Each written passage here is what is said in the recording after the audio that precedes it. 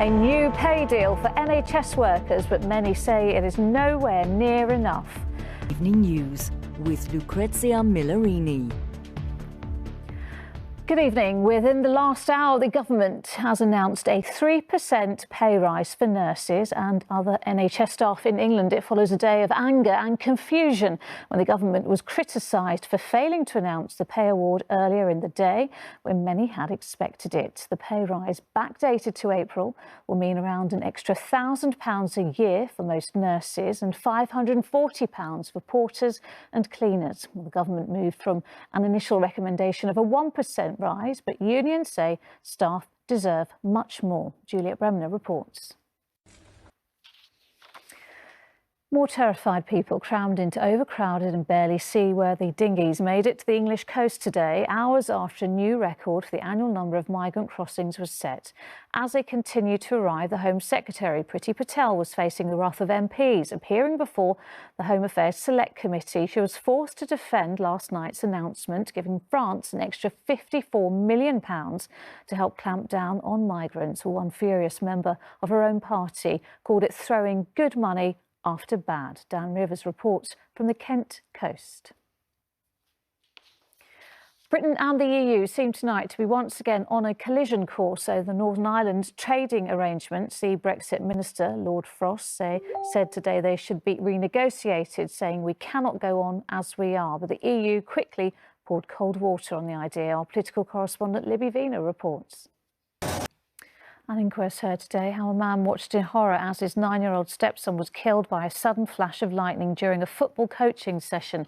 Jordan Banks died in what the coroner called an extremely rare occurrence. Well, Ben Chapman is still to come on the ITV Evening News.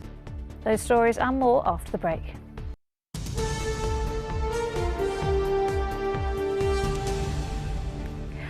Welcome back. There's anger tonight after Liverpool lost its status as a World Heritage Site because of changes to its historic waterfront. The city's mayor condemned today's decision by UNESCO, the United Nations cultural body, as incomprehensible and said no one from the organisation had even visited the city. Well, being on UNESCO's World Heritage list placed Liverpool alongside such global landmarks as the Taj Mahal in India, the Great Wall of China and the Acropolis in Athens. Well, the addition of Liverpool in 2004 marked the city's key role in the history of global trade. But UNESCO now believes redevelopment has caused irreversible loss to the heritage value of its famous docklands. Hannah Miller reports.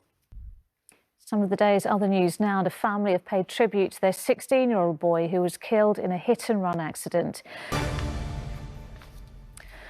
An all-party group of MPs is calling for new laws to regulate beauty treatments like fillers and Botox. The MPs claim consumers are currently at risk because virtually anyone can set up as a practitioner using so-called non-surgical treatments. Sangeeta Lal has more. And finally, after many doubted they would even take place, the first sporting encounters of the Olympic Games got underway today.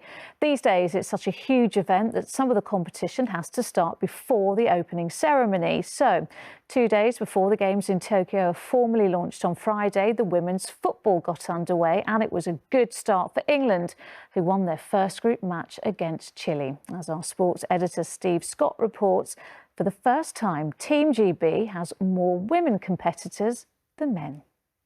Well, good luck to Alice Mallory and, of course, all of Team GB. And that is it for now. Tom will be here with news at 10, but from me and the Evening News team, bye-bye.